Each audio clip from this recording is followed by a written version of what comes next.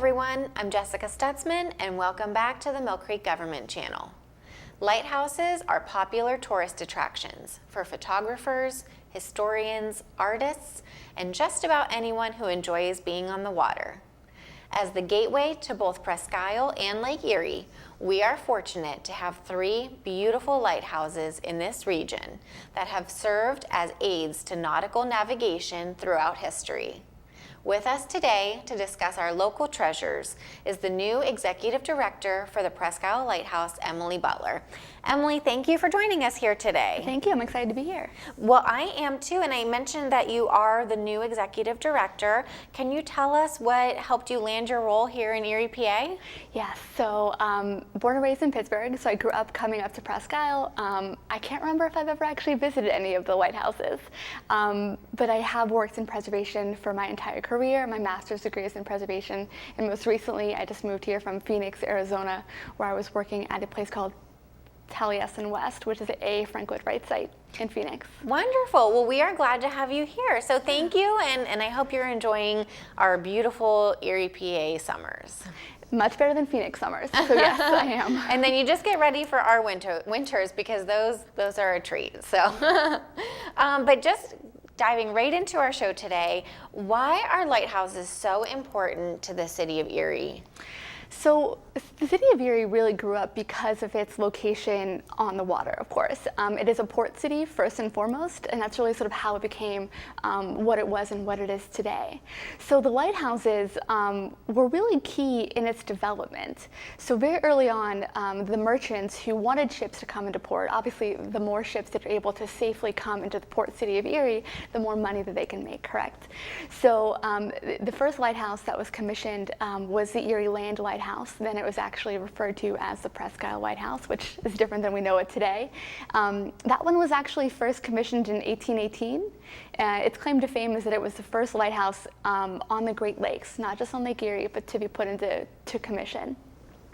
So that one sort of got things rolling, right? That was its first kind of the shining beacon of Erie, helping ships to guide themselves into ports, making it a safe harbor, making it even more of a safe harbor, because of course Presque State Park, it being sort of this arm, this protective arm around the port city, it was very, I guess, an ideal location for ships on the water, especially during turbulent times, storms, things like that, for them to come safely into port.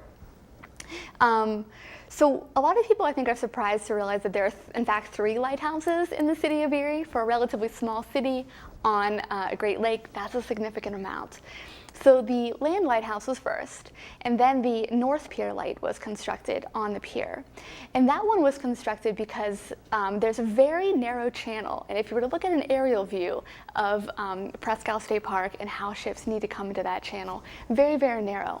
So it was difficult, let's just say, for ships to navigate themselves through, especially given the fact that Presque is one gigantic piece of sand, that Lake Erie is kind of continuously moving, so that sand is kind of pushing itself towards the coastline, towards the coast of Erie.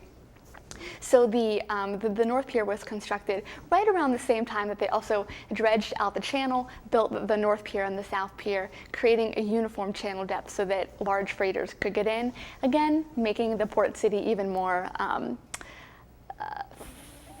flourishing, I guess is the word I'll use. And then finally, they decided that they still needed one more lighthouse, in fact, and that was the Presque Lighthouse. And that one was built on the northern section of the peninsula, and that one was constructed in 1872. So lighthouses really helped Erie develop the way it needed to develop as a very strong port city. And also, lighthouses in particular are important on Great Lakes and on Lake Erie in general, because Lake Erie is the most shallow of all the Great Lakes. So, and as such, it's actually one of the most dangerous. The section of water between outside of the Presque State Park all the way to Long Point, Canada, is known as the Lake Erie Quadrangle. There are a significant amount of ships that have capsized and sunk in that section of water just because of how shallow it is.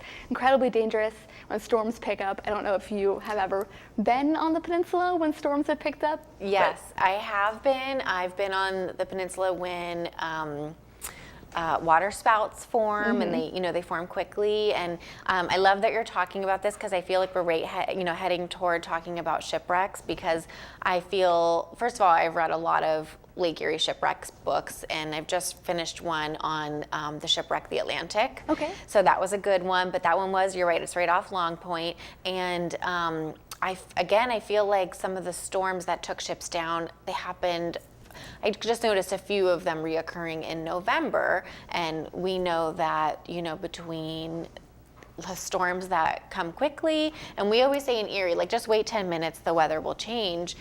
So it's our joke here, but the storms come quickly. They are really harsh storms, but then we also have like that winter element of lake effect snow that plays into the tragedy of the shipwrecks that happen. So yes, as a lover of shipwrecks and that end of the nautical history, Lake Erie is really dangerous, and it is shallow. What is the depth of Lake Erie?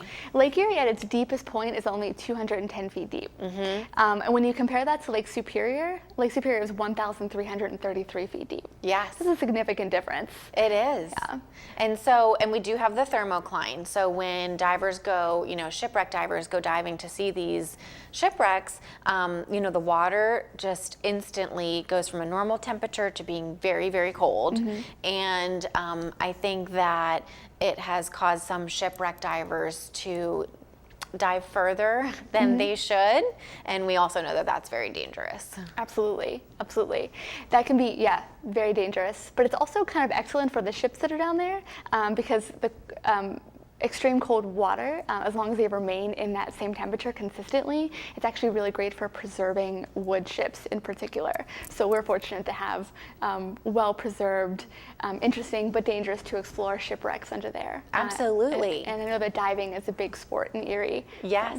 Yes, and I love scuba diving, but it's just too cold here for me. I just can't do it. So I will leave that to the experts who, are wearing their their wetsuits. Their wet gear, their wetsuit gear, and that's just a little too chilly for me. So, why do you think lighthouses are such a popular tourist destination for here?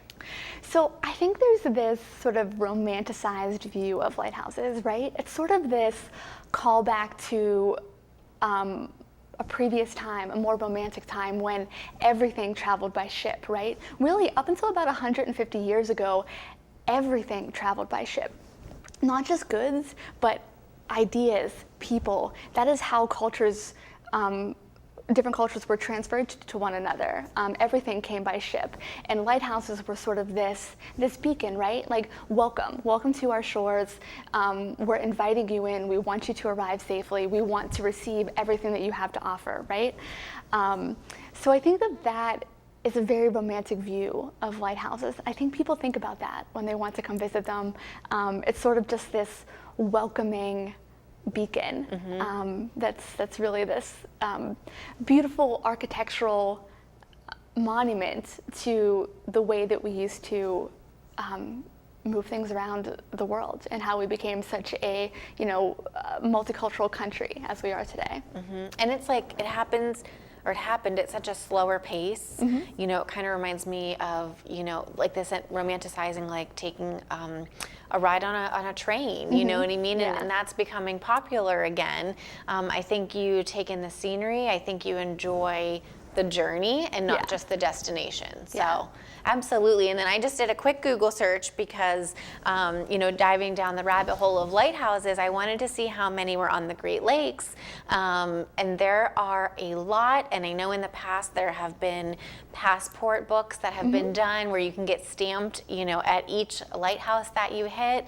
And man, if you're watching this show and you're enjoying what we're talking about, there are so many cool things for you to explore. And again, 3 of them are here in our own backyard. Absolutely. Yeah, we do have passports at our gift shop, and it's so fun to watch people come in to have their own.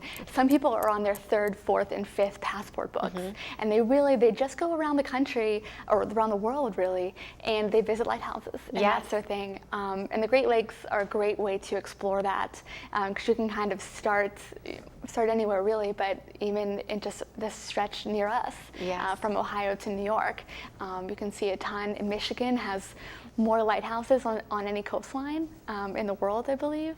So it's a great place to explore, and people love to get their stamp and to say that they've been here. They do, and this was the pre-pandemic, but I have a fun story about the passport book. It's fun for me because it didn't happen to me, but we were heading across the border to Canada, and of course, we brought our passports and everything, and the girl ahead of us in the checkout line, she pulled out her passport book, and they said, "Ma'am, this isn't a passport. We think this is for lighthouses." And so she made a mistake and she grabbed the wrong one. I don't know what happened to her. We all felt very, very bad. But it was during, and I would say it was during one of the Tall Ships festivals. So I could see where she, grabbed the wrong one. But make sure when you're going across the border, you do grab the right passport. So are the lighthouses in Erie still used for navigation today? Yes. 2 of them are. So the Erie Land Lighthouse is actually the only one that's not still an active aid to navigation. That one was taken out of commission in 1899. It was taken out very early, and that's because the Presque Lighthouse in 1896, they added 17 feet to the tower. And when they did that, it was basically newer, better, shinier, right? So the city of Erie did not need 3. So the Land Lighthouse was the one that was taken out of commission. The other 2 are still active aids. The North Pier Lighthouse is actually owned by the Coast Guard. It has a red light that flashes, and that is its kind of signature characteristic, so that ships know that that's the North Pier light, and they're in the city of Erie, and they're kind of welcoming into the harbor there. So that one is an active aid, and we at the Presque Lighthouse are also an active aid to navigation. So we have a 6-tier LED stack lamp. Just a couple weeks ago, I had the Coast Guard up to inspect that. It was sort of funny. I was so nervous about it. I was like, oh gosh, I'm new. I hope I'm doing the right thing. I hope the light's in good shape. And with modern technology, right, all they had to do was climb the tower and make sure that it was still working. And it was pretty simple. So how fun, how exciting that this is still. It's not just being kept up as like a museum feature. It's really working. It is. For boaters and for ships passing through. Yeah. Absolutely. So what kind of stories, I love stories, what kind of stories and lessons can we learn from the lighthouses? So this is why I was so passionate about taking this job and so interested in it, because I have an architecture and engineering background. And history, of course, I'm passionate about history. But the lighthouses have just a multitude of stories to tell us, and I'm excited about introducing different stories into the way that we interpret our lighthouses in Erie. So I think everyone sort of understands this traditional story, right? There's a lighthouse keeper, and he lives in the house with his family, and his job is to climb the tower a couple times a night to make sure that the light is still burning. That's a very important story, but it's just one aspect of it, right? Lighthouses can also teach us about, our relationship to the land, to conservation, especially the Presque Lighthouse being where it is situated on Presque State Park. A fun fact about that is there used to be 2 football fields worth of sand in front of the Presque Lighthouse in 1872 when it was constructed. Wow. And if you climb up there today, there's probably not much more than 50 feet. So it's this marker that can kind of describe what is happening to the environment, how is the landscape changing, and this sort of constant is there, right, to identify, okay, how are things changing and why are they still relevant? A lot of lighthouses on the coast, on the east and west coast, actually had to be moved back because the ocean front is encroaching too far into them. So those kinds of stories, conservation, talking about that goods are still transferred on the Great Lakes. I think a lot of people don't realize that. The Great Lakes are still a superhighway for moving goods back and forth from the East Coast to the Midwest. And just talking about engineering, the Fresnel lens is sort of a marvel of engineering. The fact that an oil lamp could be placed inside this gigantic glass prism up atop of a lighthouse that could be seen 13.9 nautical miles out into the lake. Talking about that with kids or adults and watching them sort of light up and realize that, wow, like this is amazing. There's so much more that I can learn about lighthouses, introducing STEM into what we're doing in our work at the lighthouse, in addition to the history as well. The one thing I think that is really cool about lighthouses or historical buildings built 100, 200 plus years ago is they are still standing today and they're in great shape. I mean, we were just talking about how hard the storms hit the ships and take down those ships, but just think about this building, this structure has stood for how long. And yes, we are doing upkeep on it, we're not letting it go, but it has withstood the test of time and continues to look beautiful and magnificent.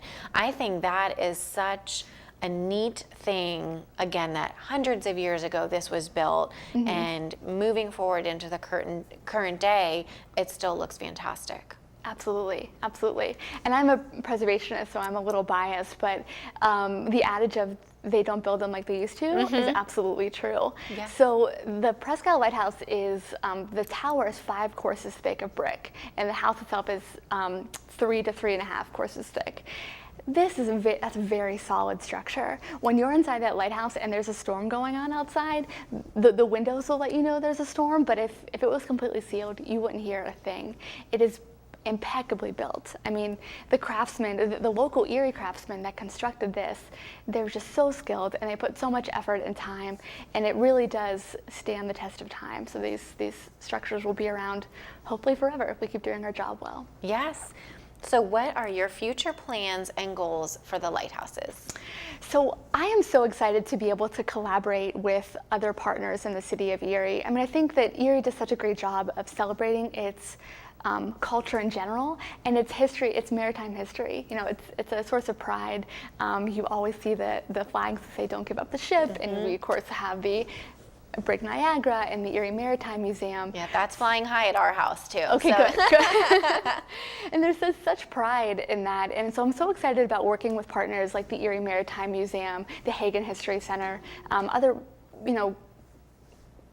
local organizations that are sort of getting the word out there and wanting to engage people in different ways. So I'm excited about all the partnerships that we have to offer and really sort of transforming how we engage with our visitors. We have such a wide variety of visitors, from people who are just going to the beach and never knew the lighthouses existed and are just driving by with their kids in tow and happen upon it and are so excited to be able to climb.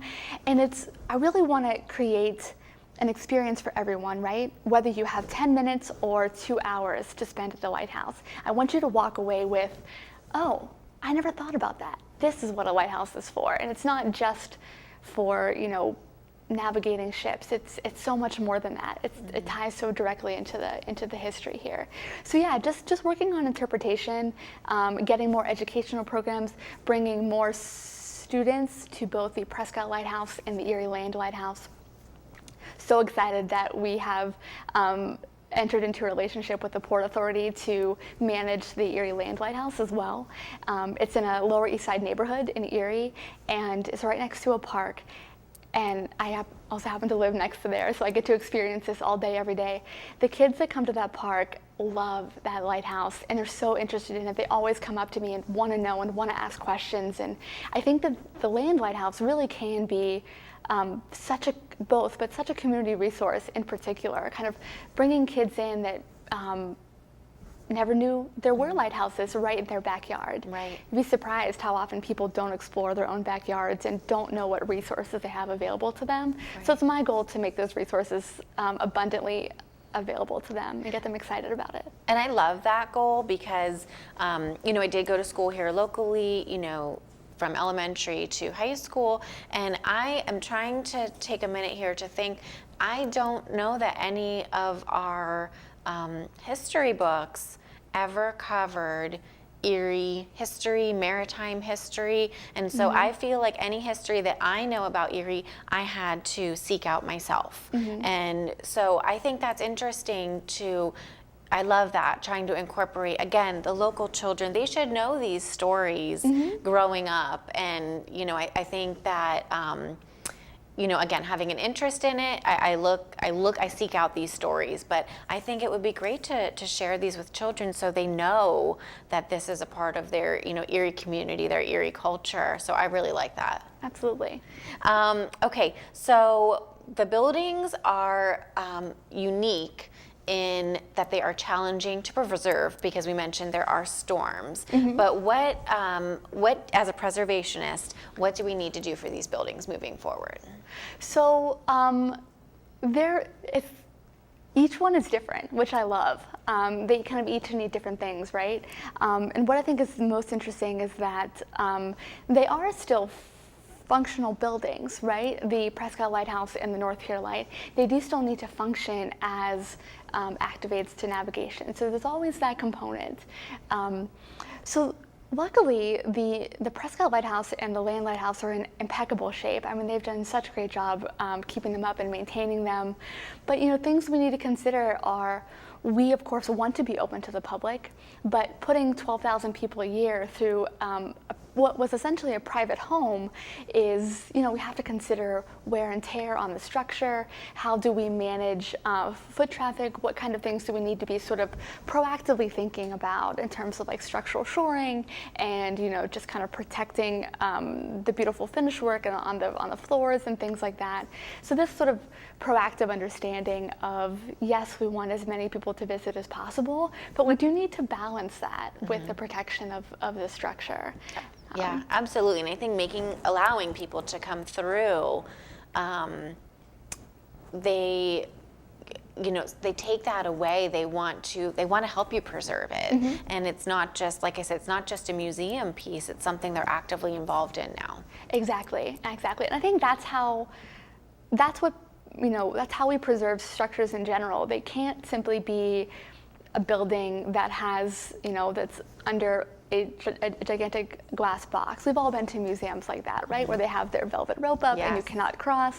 I've been fortunate to come from organizations that have a different philosophy. So that's a philosophy that I'm bringing to the Lighthouses is, I want people to come in. I want them to be able to touch and experience and have this great interactive, tactile, immersive experience. And when they do that, they come away, just like you said, Jessica, they come away with an appreciation that they didn't have before, and they understand why these buildings are important, and that's how buildings get preserved, by giving people a reason to love them and giving them, making them have a continued use and not just kind of pushing them aside or putting them under this gigantic dome that no one can touch or see. Yes, and I was very fortunate a couple years ago, before the pandemic, able to climb to the top of the tower. And first of all, for viewers, it is a really fun experience. I think I was 3 or 4 months pregnant and I made it all the way to the top, and I was very proud of myself. But you do get winded. It is like climbing the Statue of Liberty. But the energy that you feel within these walls, oh my gosh, it is so incredible. Again, I really have to tell everybody that you need to experience this for yourself. And we have just a couple minutes left of our show here. So how can our viewers take a tour in the future, because I know in 2020 we did have to put a pause on touring the facility due to the pandemic. How can we tour in the future? How can we become involved and support the Lighthouses? Yes. So our season is kind of quickly coming to an end, our 2021 season. We will be open through the end of October. In October, we'll be open Friday, Saturday, Sunday at the Presque Lighthouse, and Saturday, Sunday at the Land Lighthouse from about 11 to 3 and 10 to 4, respectively. So yeah, come by, visit us, take a tour, climb the tower. It's a lot of fun, especially in the off season, I think. Get to see the leaves and the lake at a different time of year. You mentioned the experience that you had there. I'm sure, I hope that a part of it was our fantastic volunteers. Yes. Our organization truly runs off of volunteers.